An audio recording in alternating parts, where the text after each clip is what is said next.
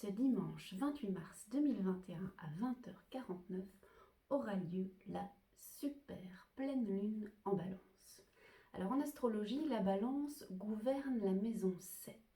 La maison 7 est la maison des relations. Ce sont les relations au sens large, donc ça peut être votre compagne, votre compagnon, votre famille, vos enfants, mais aussi vos amis, vos collègues, votre relation à vous-même et pourquoi pas encore, pour prendre un sujet d'actualité, votre relation à l'autorité.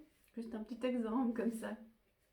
Alors, comme c'est une pleine lune, on aura la lune en Balance et le soleil dans son signe complémentaire. Le signe complémentaire de la Balance, c'est le Bélier. Quelles sont les qualités de la Balance? La Balance est un signe hyper sociable, hyper sympa avec tout le monde. C'est un maître dans l'art de la paix. C'est le médiateur parfait. Il est toujours à la recherche de l'équilibre, de l'harmonie, de la paix, de la justice. Alors, son signe complémentaire, le Bélier, quelles sont ses qualités?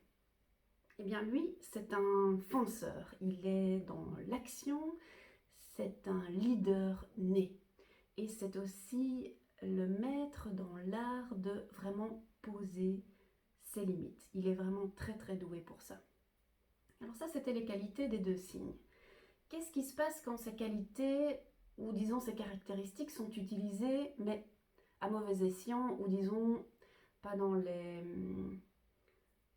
meilleures situations possibles? Pour la Balance, eh bien, qu'est-ce qu'on remarque? C'est qu'elle fuit par tous les moyens possibles les conflits. C'est un peu une suiveuse, quoi. C'est le dernier qui a parlé qui a raison.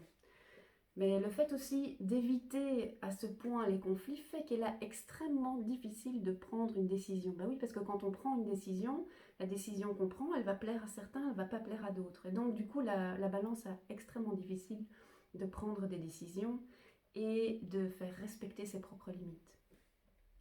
Alors, les défauts ou les qualités, les caractéristiques du Bélier, mais mal appliquées, c'est quoi? Le Bélier, il agit et puis il réfléchit.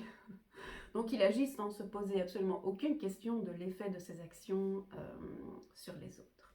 Alors, sachant tout ça, quel est le message ou la question que je vous propose de poser à l'esprit de la pleine lune?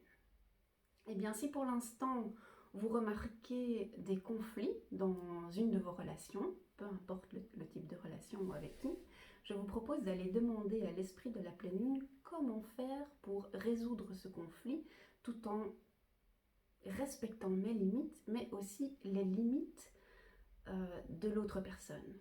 Donc, c'est comment trouver une solution au conflit, mais une solution qui ne soit pas soit je perds, tu gagnes, soit je gagne, tu perds.